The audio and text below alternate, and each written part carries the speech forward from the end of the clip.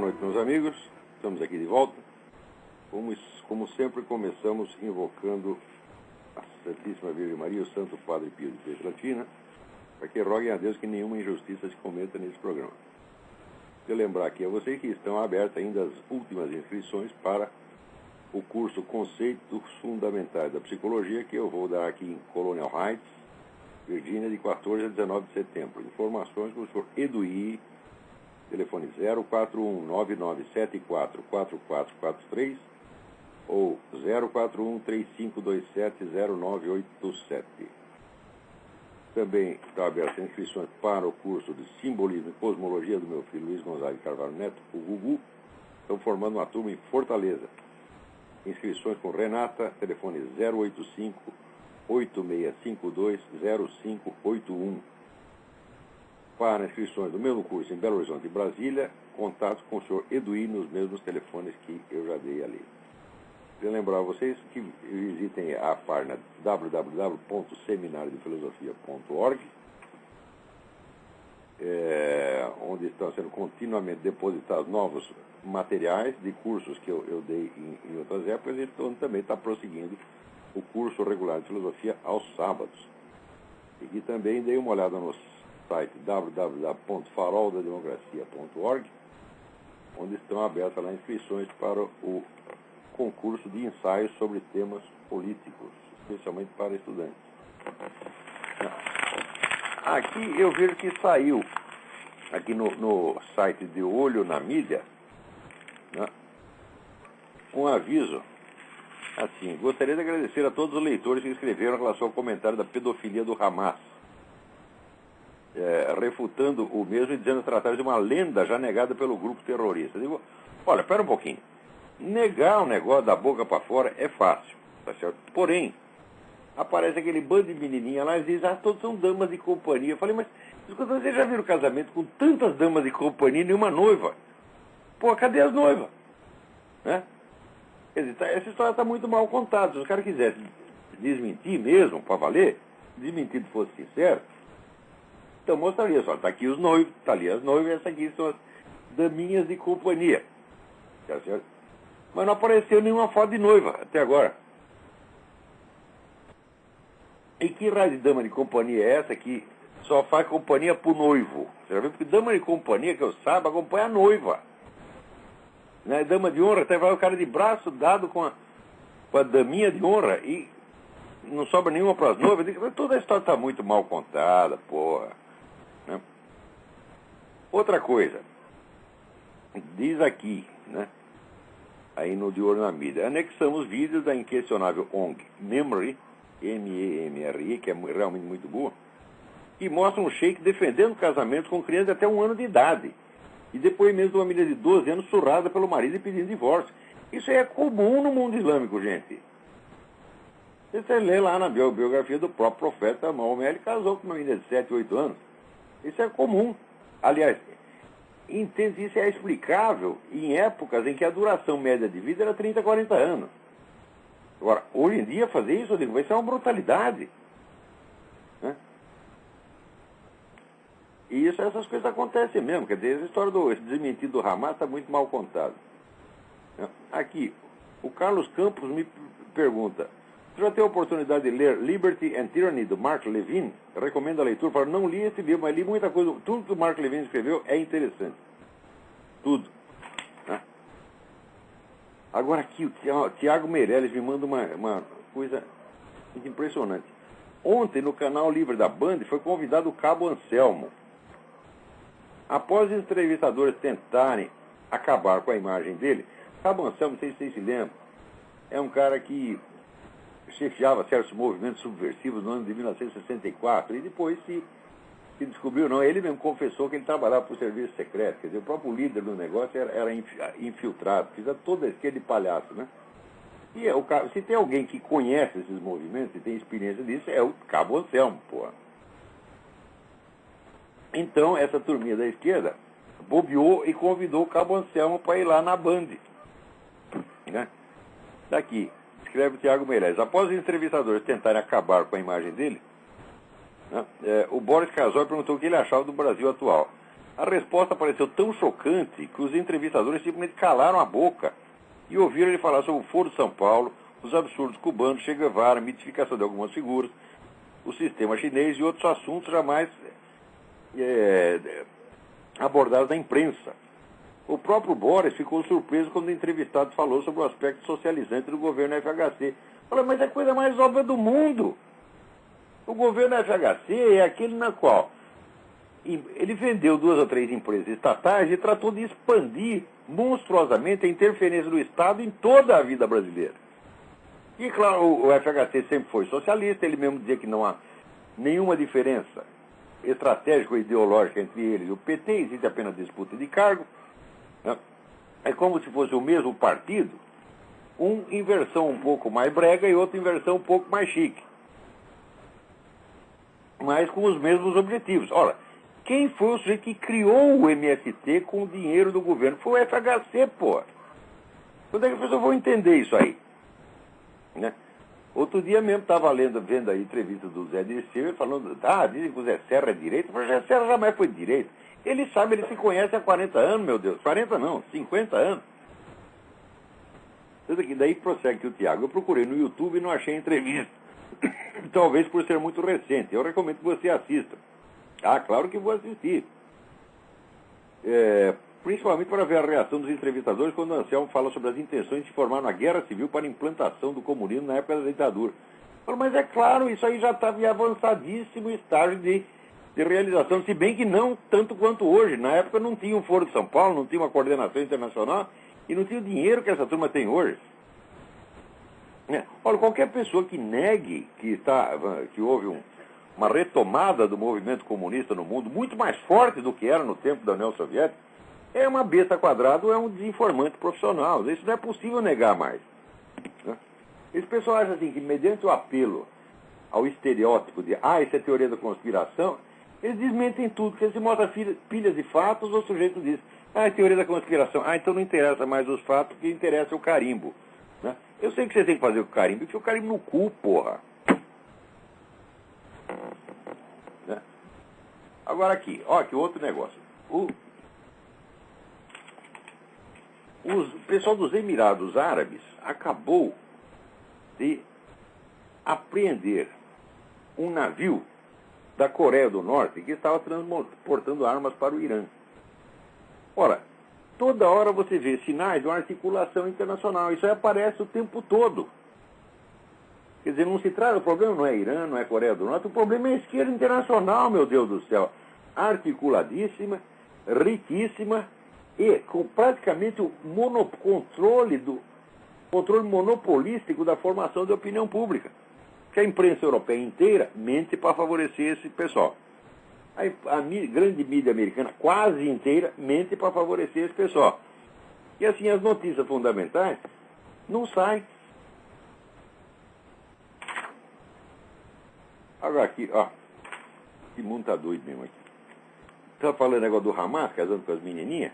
Pior é o seguinte, aqui está o grupo gay chileno tentando revogar a lei, né, que proíbe sexo com gays menores de idade. Eles ficam inconformados com isso. Né? Só porque o menino tem 12 anos, 9 anos, por que ele não pode comer ele, porra? Né?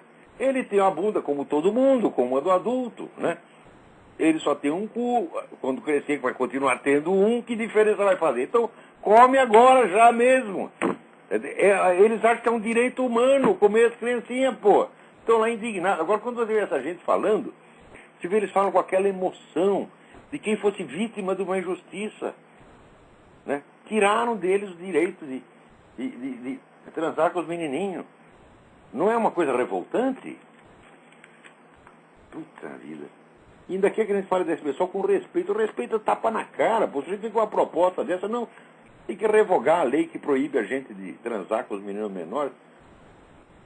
Pô, o que é isso, rapaz? Vai fazer, vai transar com um hipopótamo. Pô.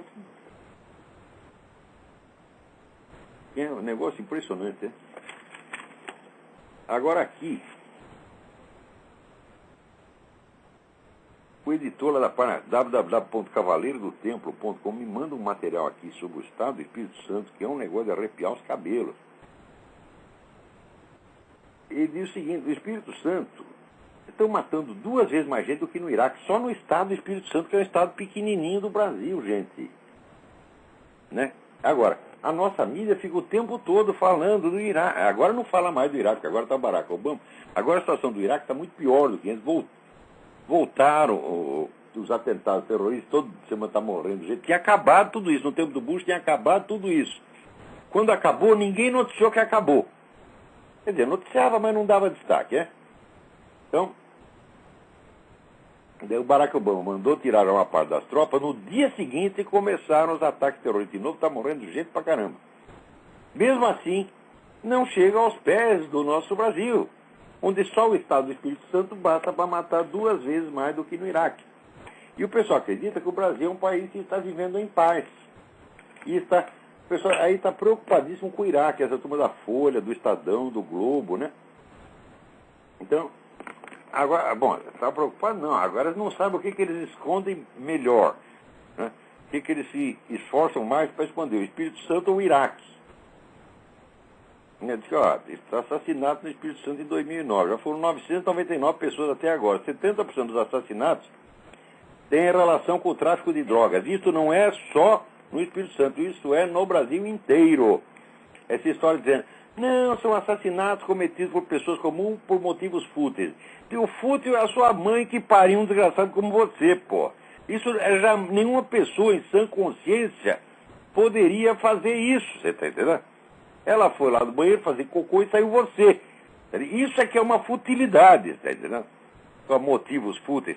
Claro, é uma expressão, né, até venenosa, porque quer dizer que se é para o tráfico de droga, então não é fútil?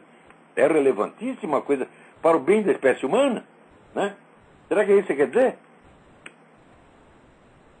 Ele quer dizer, não, o sujeito acordou com os cornos virados, falou, vou lá dar um tiro no meu vizinho. Por quê? Não, por nada, é só frescura. Eles querem dizer que é isso que está matando e não o narcotráfico. Eu digo, quando você vai ver mesmo, aqui, 70% dos assassinatos cometidos no Espírito Santo tem relação com o tráfico de droga. Pode ter certeza que no São Paulo é a mesma coisa, Rio é a mesma coisa. E tráfico de droga, minha gente? Tráfico de droga no Brasil significa Farc. Não há outro fornecedor de drogas. Preste bem atenção. Não há outro fornecedor, porque os cartéis, antigos cartéis, foram todos destruídos e passou tudo para a Farc. A Farc se apossou de todo o comércio de drogas e não sai 1 grama de cocaína da Colômbia se não passar pela Farc. Então a Farc tem o controle total. Então, toda a cocaína que está entrando no Brasil é tudo da Farc.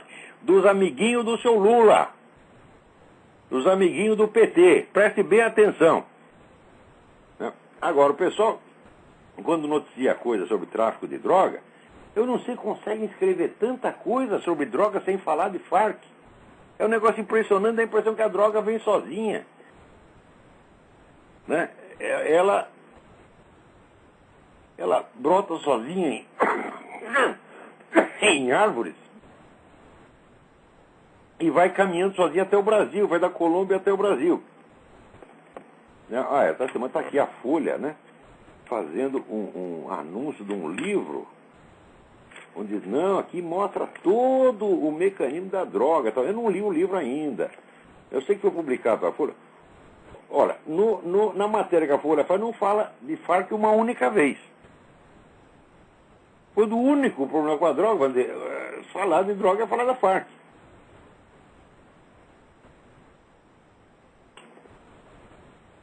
Então, outra coisa, saiu aí no Jornal do Brasil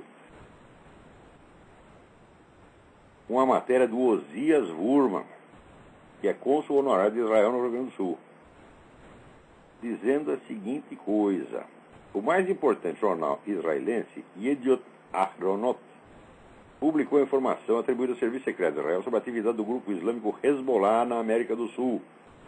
Segundo o jornal, o grupo libanês estaria baseado na Venezuela, gozando das facilidades criadas após a aproximação desse país com o Irã.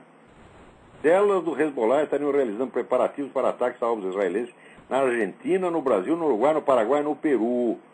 Olha, a América Latina, metade da América Latina dominada pela esquerda, Isso aí é território livre para esse pessoal do Hezbollah, porra.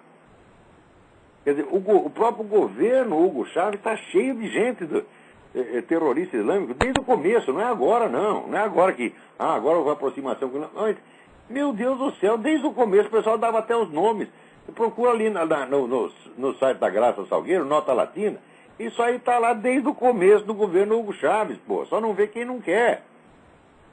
Agora está aqui o Osias Wurman, né? Ele publicou esse artigo no Jornal do Brasil. Deixar ele publicar só porque ele é cônsul honorário de Israel, porque se fosse um jornalista comum, né? Tá, Osias, vai lamber sabão, né? Não iam ter publicado, mas o cara é alguma coisa, representa um governo estrangeiro, então eles respeitam um pouco, tá certo? E é o único lugar onde você vai ler alguma coisa a respeito desse assunto. Por quê? A instrução, a regra oficial é a seguinte: não tem ninguém do Hezbollah aqui. Assim como não existia Foro de São Paulo, também não tem Hezbollah na América do Sul, muito menos no Brasil. É isso, acreditem nessa gente, né? Ora, meu Deus do céu. Aqui, quando eu comecei a fazer, logo que cheguei aqui, eu fiz as minhas análises do governo, do que poderia ser o governo Obama. Só que é o seguinte, as minhas análises nunca se basearam em discursos oficiais, discursos de campanha. Eu fui rastrear a história do sujeito, que é como se faz. É o método certo, pô. E como é que você vai numa campanha presidencial julgar o sujeito só pelo discurso que ele está fazendo naquele momento? Eu digo, isso é uma absurdidade tal. Só que toda a grande mídia aqui adotou isso. Era proibido falar da vida pregressa do Barack Obama, a não ser em detalhes pitorescos, né?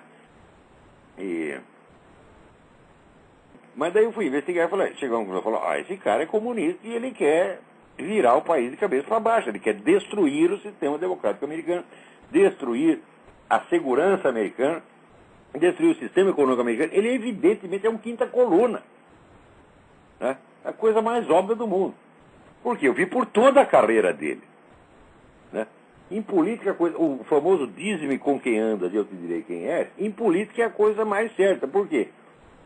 Para você julgar um homem pelas ideias dele, só se as ideias forem o centro da vida dele. Quer dizer, você é um filósofo. Então você conhece o filósofo pelas ideias dele, mas um político você conhece pelas alianças, pelos compromissos e por onde vem o dinheiro dele. Você está entendendo? Então, e quem financia a carreira do sujeito? Olha, foi milionários árabes e Jorge Soros, pô. O que você pode esperar disso aí? Né? E também o fato de que ele mentia sobre o seu passado, por exemplo, dizendo que nunca pertenceu a um partido socialista, quando no dia seguinte apareceu a carteirinha dele. Né? Daí eu escrevi isso. Olha, o pessoal do Eric Wagner Forum, que é alguns dos intelectuais mais sérios dos Estados Unidos, estão lá. Nenhum acreditou em mim. Agora, esta semana eu recebi uma carta do Frederick Wagner, que é o fundador do Eric Wagner Forum, dizendo, você tinha razão, o Barack Obama era aquilo mesmo. Então, agora, também porque, por mais inteligente que as pessoas sejam, elas têm usado como fonte de informação a grande mídia. E é errado, não pode mais. Não pode mais acreditar em nada de grande mídia. Você tem que fazer sua própria pesquisa, você tem que ler livros, você tem que ir aos documentos de fonte primária, tem que ir aos depoimentos de pessoas que estão lá dentro. É assim que tem que fazer. Cada um de nós tem que ser um historiador hoje em dia. Cada um de nós tem que ser um serviço de inteligência, tá entendendo? Para você entender uma titica de galinha que está acontecendo, você tem que estudar muito. Então,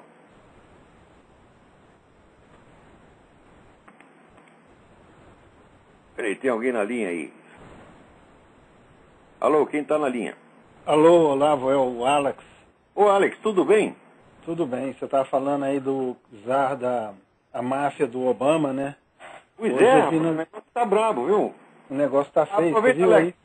aproveita que você ligou. Outro dia você me mandou um aviso para eu chamar a atenção para uma página sua na internet e eu esqueci o nome da página. Eu não consegui achar o seu aviso, por quê? Eu recebo 700 e-mails por dia. E tudo some. Aqui é minha caixa postal um buraco negro. Então me diga o nome da página. Aproveita e diga o nome da página. O nome da página é do blog.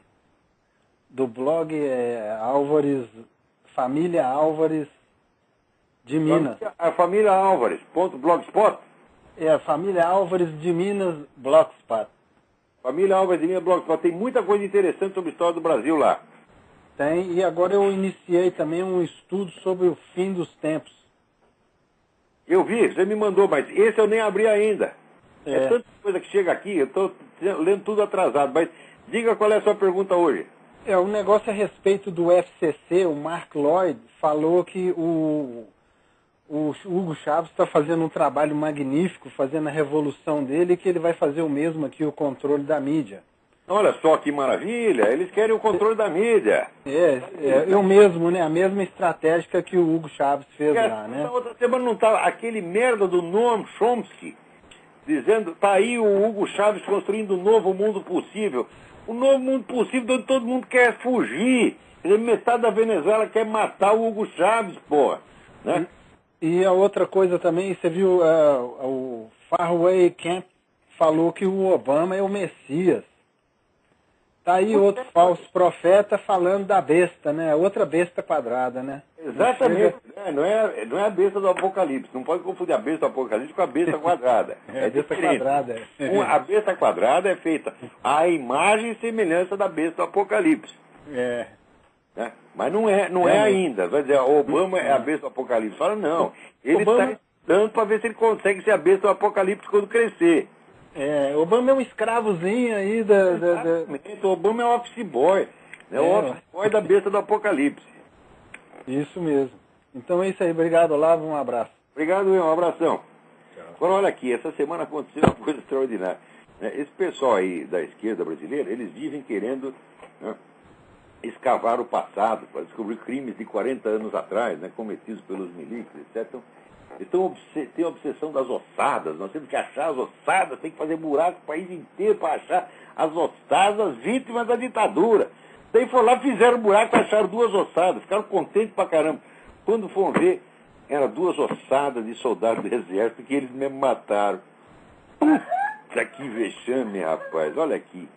O soldado, o sargento Mário Ibrahim da Silva e o cabo Odilo Cruz Rosa. E mostra lá, vamos dizer, o exame mostra que eles foram atingidos a queima-roupa, sem meio de defesa, foram assassinados friamente, não foram mortos em tiroteio, não. Então aí, seu Tarso Genro, esse Tarso Genro para mim é um bosta, eu quero encontrar esse sujeito para dar uma cuspida na cara dele, tá certo? Mentiroso, safado, salafrário, tá certo? Puxa-saco das ditaduras mais torturadoras e assassinas do universo e fica aí fazendo de conta, né, que os nossos terroristas foram pobres vítimas da ditadura. Ora, pô, na época da ditadura, eu era contra a ditadura, eu odiava aqueles milicos, eu falava mal deles o dia inteiro. A hora que a gente vê os feitos de um lado e de outro, fala, meu Deus, mas comparado com esse pessoal, aqueles milicos eram uns anjos. Né?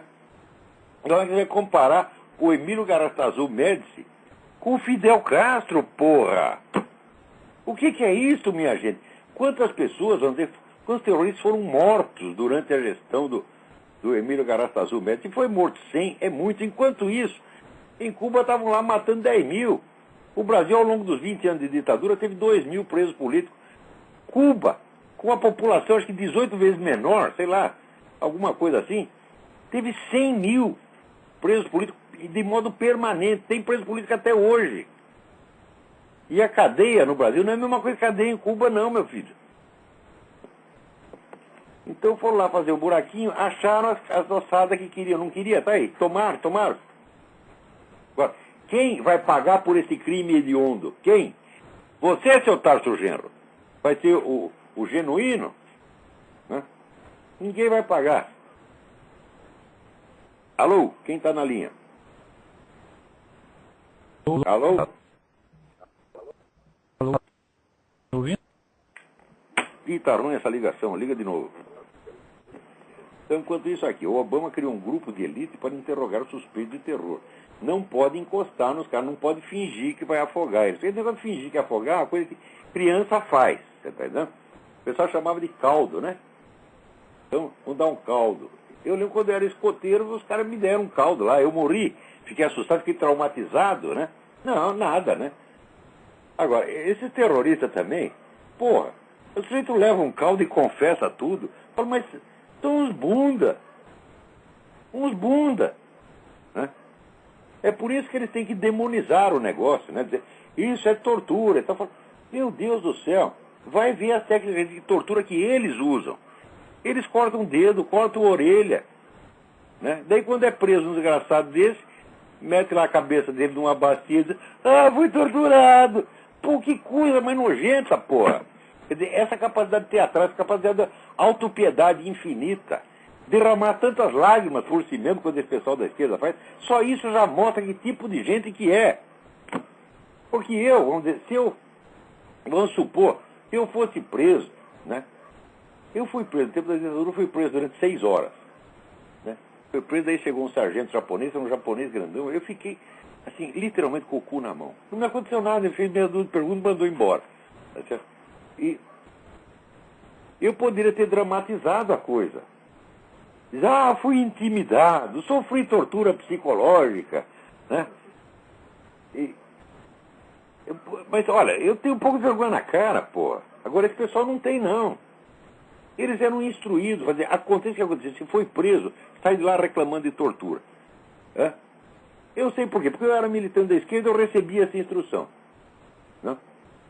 Mas depois, quando eu fui preso durante 6 horas, no quartel da Academia de Polícia Militar, por causa de uma besteira que eu mesmo tinha feito, isso que é verdade, e eu já não era mais militante da esquerda. Tá certo? Então, eu tenho um pouco de vergonha na cara, falo, o que aconteceu lá? Não aconteceu nada, porra. O que eles fizeram? Eles não fizeram nada, fizeram meia dúzia de perguntas. Né? Eu lembro que tinha um camarada lá, quando eu trabalhava no Diário Popular, tinha um sujeito que tinha sido diretor de um jornal comunista nos anos 30. Né? Ele era sempre preso, acontecendo qualquer coisa, prendiam ele. Uma vez cercaram o jornal com tanques de guerra, tropas imensas da polícia militar, né? E daí nós escondemos, o cara chamava Antônio Pinho de Freitas, vulgo Pantera. Escondemos o Pantera dentro da caixa d'água, né? E daí tinha lá um coronel que era amigo do pessoal do jornal, que chamaram o coronel para acompanhar o Pantera, tiraram o Pantera da caixa d'água, daí levaram lá no quartel, né? O que aconteceu? Fizeram meia dúzia de perguntas, o senhor que é o senhor Antônio Pinho de Freitas? Onde o senhor trabalha, onde o senhor mora? Mandar para casa. Quer dizer, tinha muita coisa que era mais mise-en-scène do que outra coisa, né? Agora aqui, o Obama, né? Então, ele não é, esse grupo de elite não é para interrogar suspeitos de terror, é para afagar os suspeitos de terror.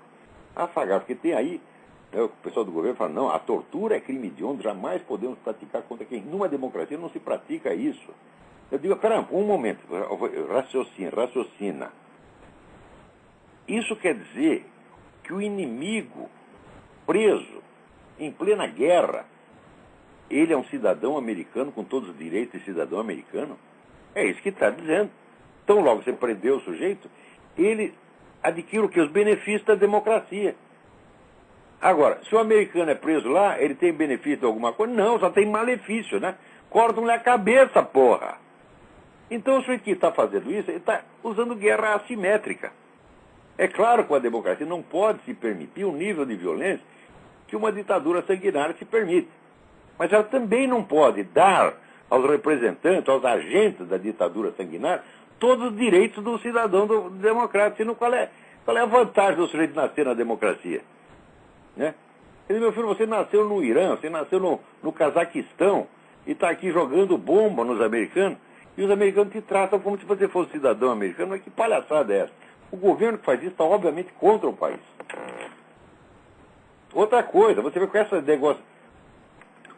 Aquele sheik que era o comandante do atentado do 11 de setembro, ele confessou tudo por causa do tal do waterboarding. Meteram a cabeça do sujeito na água várias vezes, né? Daí ele disse, não, eu não só conto tudo, como eu dou um curso para vocês. E o homem está dando curso. Ele vai dizer que o waterboarding não funciona. O waterboarding não mata ninguém. Morreu alguém afogado? Na hora que me mostraram, aqui o primeiro sujeito morreu afogado no waterboarding. Né? Não morreu ninguém. Alguém ficou doente por causa disso? Não, porque o pessoal de Guantánamo está comprovado. Todos os presos de Guantánamo saem mais gordos do que entraram. Todos eles. Não vai dizer que está gordo, a barriga cheia de água. Não, não é isso não. Tá certo? É comida. E comida boa. Tá certo? Então, olha, o waterboarding é um meio até humanitário de você assustar esses caras. Tá? E funciona, tanto que o cara deu todo o serviço.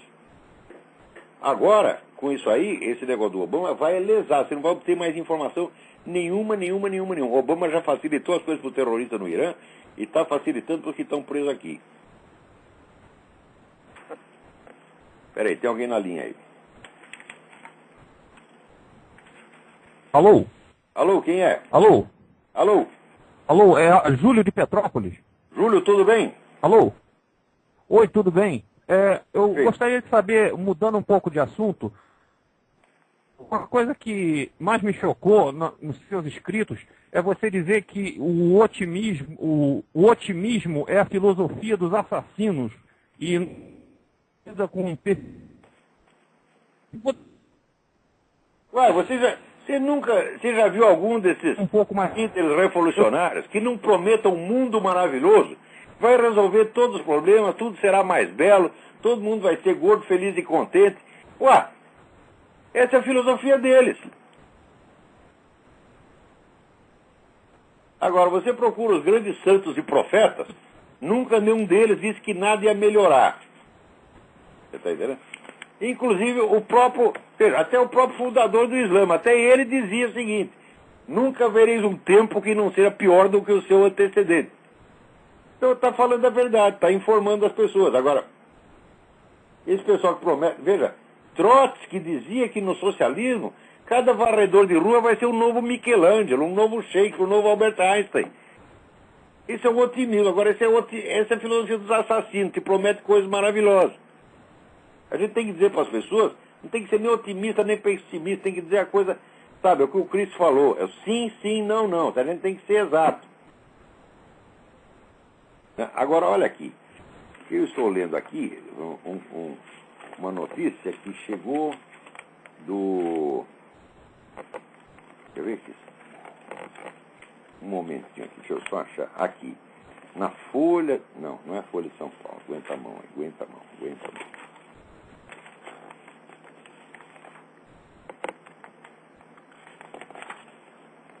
Onde é que está isso? Era uma matéria escrita pelo não sei que Dávila. Ô raios. Era tão interessante esse negócio aqui.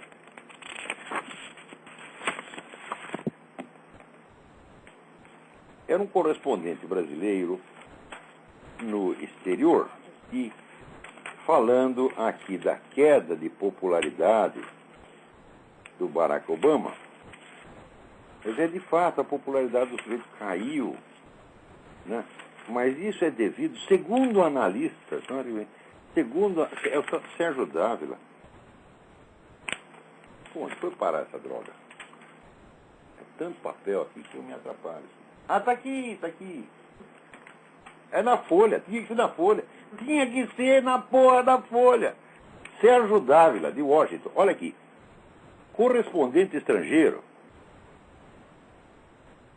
é alvo número 1 da KGB. A KGB tem um monte de dinheiro para espalhar para tudo quanto é correspondente estrangeiro. Não digo que algum desses dias tenha parado do bolso do Sérgio Dávila. Mas se não parou lá é uma pena, porque o Sérgio Dávila trabalha tão bem para eles. Ele merecia a turma da KGB. Que isso? Vocês não viram? O rapaz é um talento aqui, tá? Então, ele diz o seguinte, que a oposição ao Obama, né, é por causa do fenômeno ele diz, segundo analistas, é o fenômeno do branco enraivecido. Angry white man. Quer dizer, na campanha do Obama, a ideia era a seguinte, é chantagear todo mundo. Chamar de racista quem quer que fosse votar no outro candidato. Então, todo mundo fica inibido. Ah, não posso votar no João McCain porque daí vou ser chamado de racista. Então vota no desgraçado do Obama. Agora isso aí está consagrado como notícia, como jornalismo. Eu digo, ó aqui, meu Deus do céu. Em toda a oposição ao Obama, em tudo que se vê aqui, não há o mais mínimo sinal de racismo. A não ser que o Angry White Man é o Alan Keyes, ou o Walter Williams, que são os negão aí, que são os líderes da campanha anti-Obama. Tá? A não ser que esses aí são os Angry White Men. Né? Mas, olha aqui. algumas semanas atrás, o Fidel Castro lembrou aos caras qual é, né, a linha correta. A linha correta é isso mesmo. Falou mal do Obama, é racismo. Fidel Castro deu a instrução. E o pessoal, está lá o Sérgio Dávila seguindo. E vocês, brasileiros, pagando para o sujeito viver numa boa aqui em Washington e mentir para vocês. Olha, todos os correspondentes estrangeiros aqui, todos, são propagandistas de Barack Obama. Nenhum merece confiança. Nenhum. Esse pessoal está aí para enganar vocês quanto ao que está acontecendo nos Estados Unidos. É manter vocês na total ignorância do que se passa aqui. Por exemplo, agora, depois de todos esses meses, estão noticiando que está baixando a popularidade do Obama. Fala, não é só isso, gente. Com esse negócio do o Obamacare, né, que é o projeto de saúde do Obama, que o pessoal chama de Obamacare. Né? Quer dizer, care é tomar conta, scare é ficar com medo. Então não é Obamacare, é Obamacare. Né? Então, com o negócio do Obamacare, houve uma onda de protesto aqui, no país inteiro, em 2.000 cidades. Aqui nunca se viu uma coisa dessa. Protesto simultâneo em 2.000 cidades. Nunca aconteceu na história americana, nem no tempo da Guerra do Vietnã. Não sai uma linha na mídia brasileira. Depois, algumas vezes, ele diz, caiu um pouco a popularidade do Obama, mas é por causa do Angry White Man. Que Angry White Man, o caralho, meu filho? Isso aqui, quem está louco com o Obama, são, por exemplo, os velhinhos aposentados, que vão perder seus direitos para o Obama poder, né, dar dinheiro para assistência médica para os imigrantes ilegais.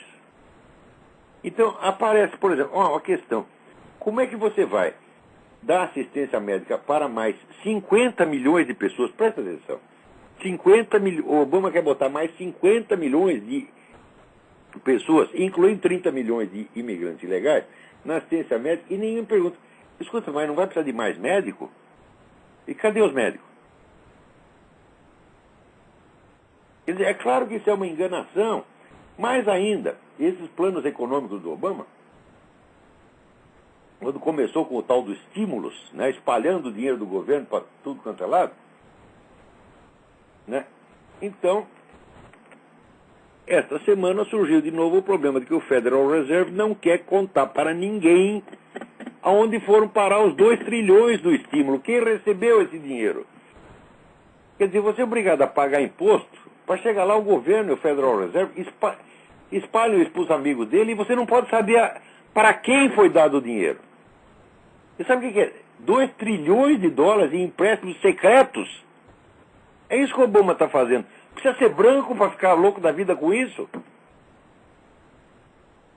Porra! Não, só precisa você trabalhar e pagar imposto. Alô, quem é?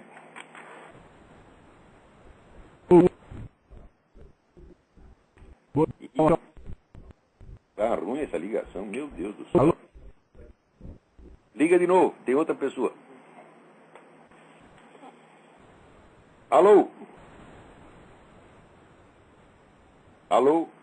Ih, o telefone tá ruim hoje. Alô? Alô? Júlio de Petrópolis? Júlio, tudo bem?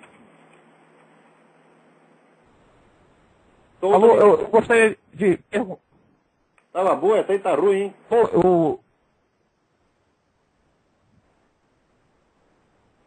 Eu gostaria de perguntar.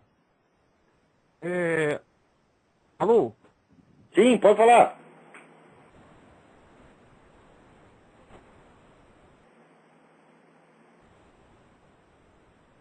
Eita, essa ligação deu errado. Passo para o seguinte. Alô?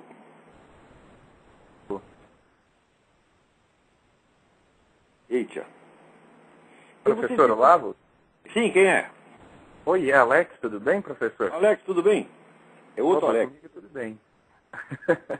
Professor, eu tenho uma pergunta para o senhor. O senhor andou acompanhando o caso daquela menina que saiu,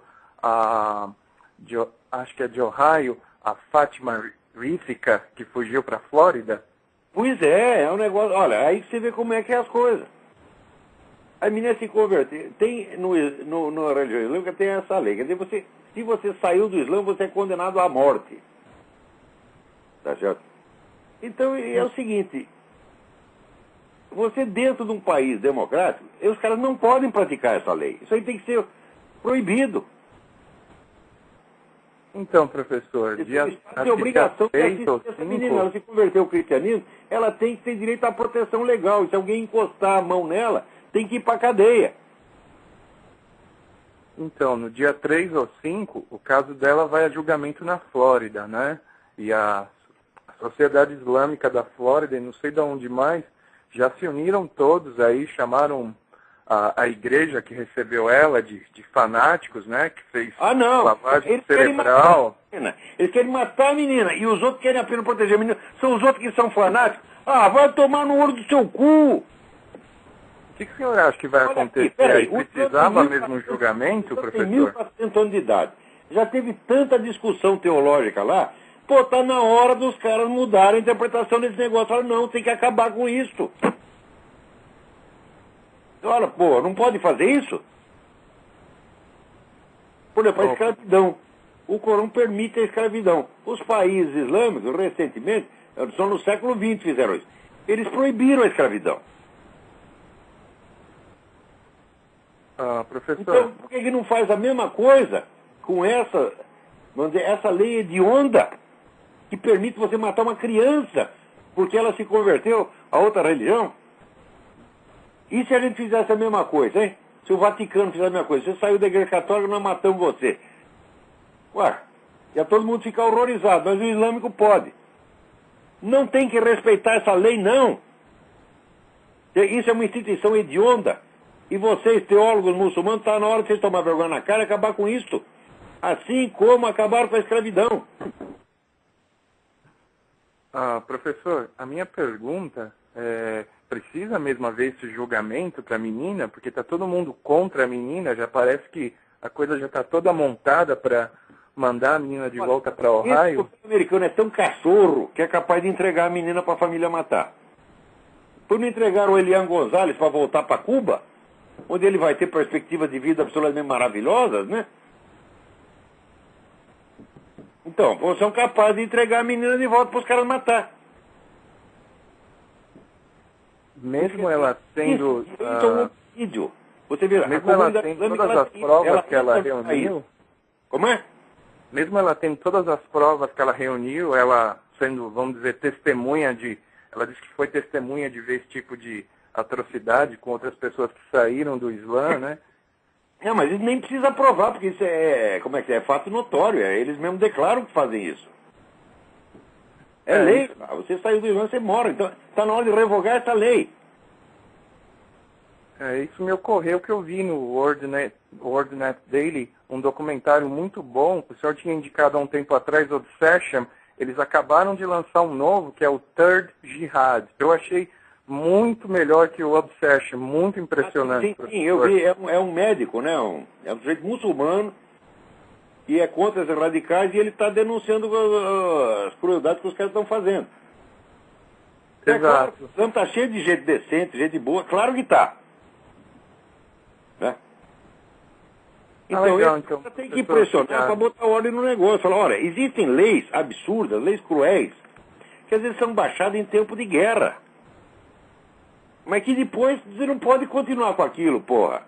Você vai dizer que alguém está fazendo guerra contra os muçulmanos aqui dentro? Ninguém, eles não estão em guerra. Pode estar em guerra lá no Afeganistão, no Iraque, mas aqui não.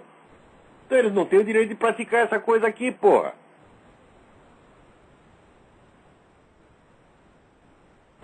Isso aí é uma pouca vergonha, mas olha, o governo Obama é capaz de entregar a menina. E ainda vai ser aplaudido por isso. Espero, Deus queira que isso não aconteça. Tem mais alguém aí na linha? Alô? Oi, é Júlio de Petrópolis. Júlio? Alô? Eu gostaria de saber se é melhor viver em uma ditadura de direita ou numa democracia onde a grande mídia é toda esquerdista. Olha, a gente não pode mais falar que aqui está funcionando a democracia a pleno vapor, porque aqui você tem um controle da opinião pública que é uma coisa brutal. E os caras estão montando um sistema opressivo aqui, que dá a impressão que eles estão copiando isso da América Latina, meu Deus do céu. Quer dizer, aqui, dependendo do estado em que você vive realmente numa democracia, mas em outros estados não. Então, aqui na Virgínia a coisa ainda está bem. Você ainda tem margem para fazer as coisas. Mas, por exemplo, se tu vive na Califórnia, meu filho, epa, lá o negócio é que se você não é politicamente correto, eles acabam com você. Aqui tem a vantagem aqui é o federalismo. Quer dizer, os estados realmente têm autonomia. Então, se você não está gostando da lei num estado, você muda para o outro, é completamente diferente. Mas, por outro lado, existe uma tendência cada vez maior de centralizar, de fazer com que a Suprema Corte decida tudo.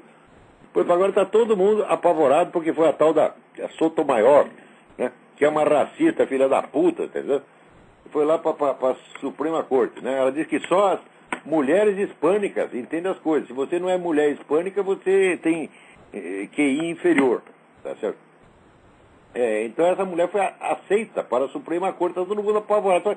Por que apavorado? Se tem a Suprema Corte dos Estados, e se os Estados são soberanos? O que a Suprema Corte Federal decide não é obrigatório para os Estados se a sua própria Suprema Corte não quiser.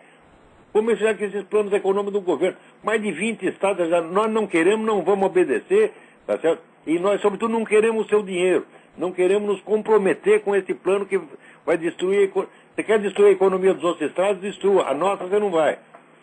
Então, aqui, a Constituição foi feita na seguinte base. Os estados constituíram o governo central. E o governo central só tem aqueles direitos que os estados lhe cederam expressamente. Né? E o estado pode revogar esse direito a hora que quiser. Ele pode pular fora. Então, é isso que salva os Estados Unidos. Agora, o interessante que eu estava falando aqui é o seguinte. O Fidel, ele emite a norma que, olha, a truque é o seguinte. Se é contra Obama, você diz que é racista. E os correspondentes brasileiros nos Estados Unidos, todos obedecem. Fazem exatamente isso. E vocês acreditam que isso é jornalismo. Isso não é jornalismo, isso é vigarice, gente. Não há a menor nuance racista em todo esse movimento. Mas nada. Quer dizer, isso é apenas, vamos dizer, uma chantagem emocional. Que se usou usar em tempo de campanha já é uma pouca vergonha. Agora, depois que o sujeito é presidente da República, se continuar usando isso, pô, é preciso ser mais obamista do que o próprio Obama.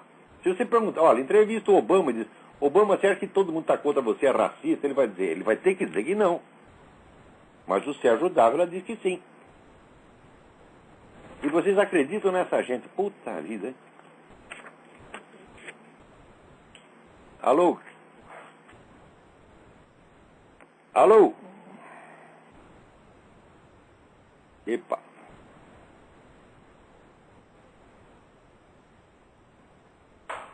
Alô, quem é? Essa ligação tá cancela. Agora, essa semana também chega aqui a notícia de que tinha uma senhora que sofria de esclerose lateral amiotrófica, que é uma coisa que não tem cura e não tem melhora. A mulher foi lá para Lourdes, né? Tomou banho nas águas que dizem que são miraculosas e saiu andando.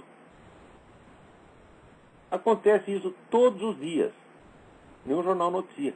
Para não dizer que não noticia, o El Tiempo noticiou. Só o El Tiempo, não sai em mais lugar nenhum. Então, olha, uma coisa fundamental para você entender como é que funciona o mundo. Se você não estudar os milagres, você não vai entender nada. Nada. Milagres são acontecimentos centrais na história humana. Se você não estuda, você não sabe do que se trata na vida humana. Essas coisas acontecem todos os dias.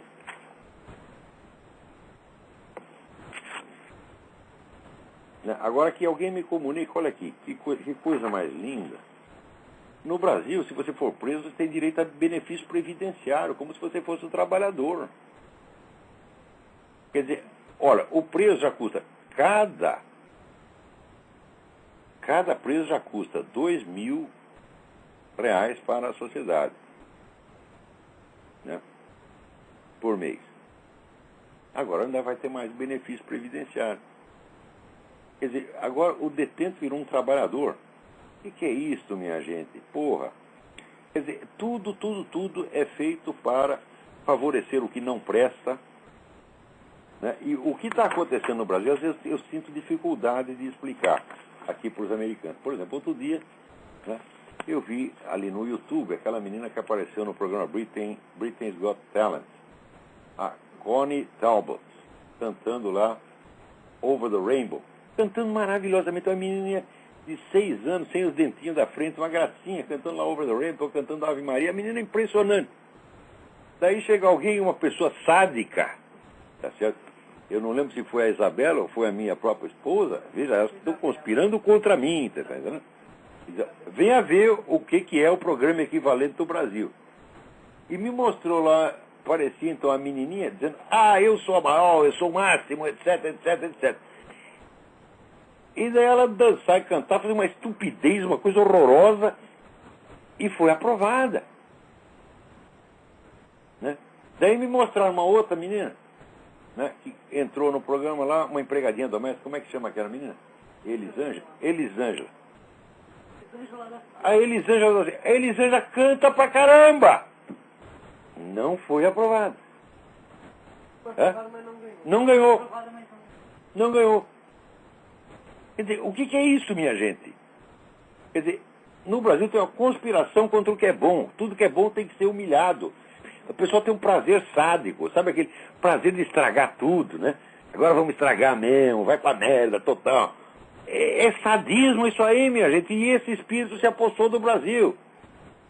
Né? Aquela menina que estava lá pulando, daí tinha outro, o pai mostrando, meu filho aqui, um menino de muito talento e tal. Daí tinha lá um menino dançando que nem uma putinha. Menino de 4 anos. O próprio pai, e todo mundo achando aquilo lindo. Eu digo, se fizer isso aqui nos Estados Unidos, na Inglaterra, a pessoa vai para cadeia. No Brasil isso é premiado. E pior, eles acham assim que... Aí no Brasil, a turma acha que esta perdição toda é no mundo inteiro. Não é, minha gente, não é. Aqui você tem muita putaria, tem muita vergonha, mas é localizada. Não é no horário nobre da televisão.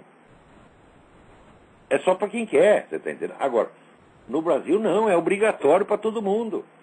Graças a essa porcaria de Rede Globo, essa porcaria de Rede Record, da SBT, e todos os donos dessa coisa deviam estar todos na cadeia. Eles ficam lá transformando as criancinhas em verdadeiro palhaço, um negócio grotesco, feio.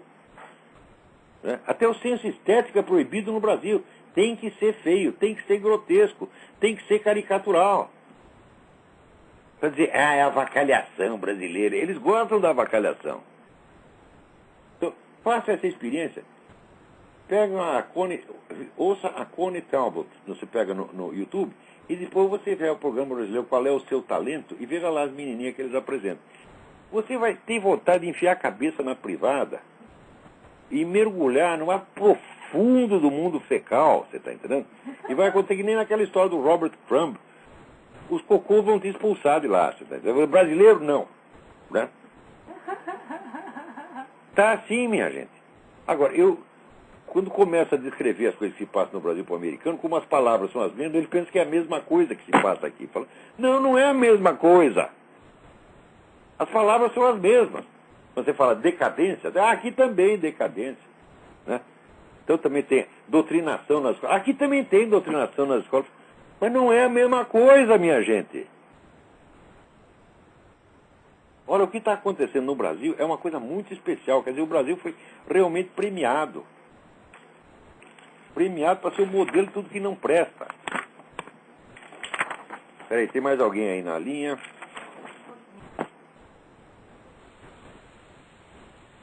Alô, quem é? Eita.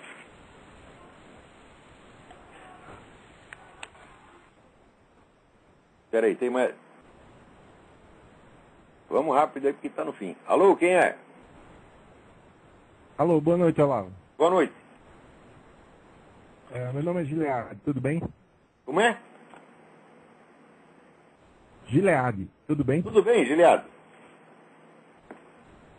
Um prazer falar com você, viu, Olavo? Prazer é meu. Eu gostaria de perguntar a você o seguinte. Primeiro, como seria um diálogo, digamos, entre os clássicos, digamos, da filosofia e o Salomão, rei de Israel? Uai, Em virtude do livro dele, né, de Provérbios. você vê, os grandes clássicos da literatura, todos eles aprenderam quase tudo na Bíblia. Então, olha, eu acho que, sei lá, Salomão e Shakespeare se entenderiam perfeitamente. Eles estão falando a mesma linguagem a respeito da mesma coisa.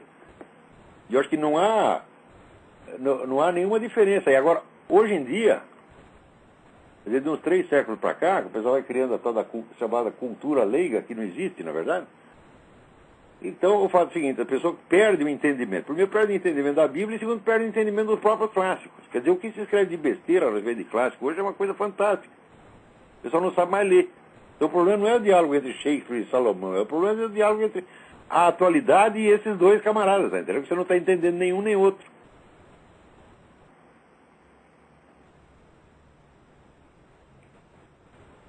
Então, vamos em frente. Agora, ver como estão as coisas aqui. Olha aqui, o Globo Notícias, o Partido Conservador Britânico lançou aqui um logotipo gay. Isso é um conservador, hein? Quer dizer, é um conservador politicamente correto. Quer dizer, mas com um conservador como esse, quem precisa de comunista, de esquerdista, não precisa, pô. Aqui também é a mesma coisa. Metade do Partido Republicano é tudo vendido. Né? E a outra metade não vendeu ainda porque não conseguiu a oferta que queria. Entendeu? Então, é isso aí. Eu acho que por hoje nós vamos parar por aqui mesmo, viu? Já foi desgraça demais essa semana. Peraí, tem mais alguém na linha aí. Alô, quem é?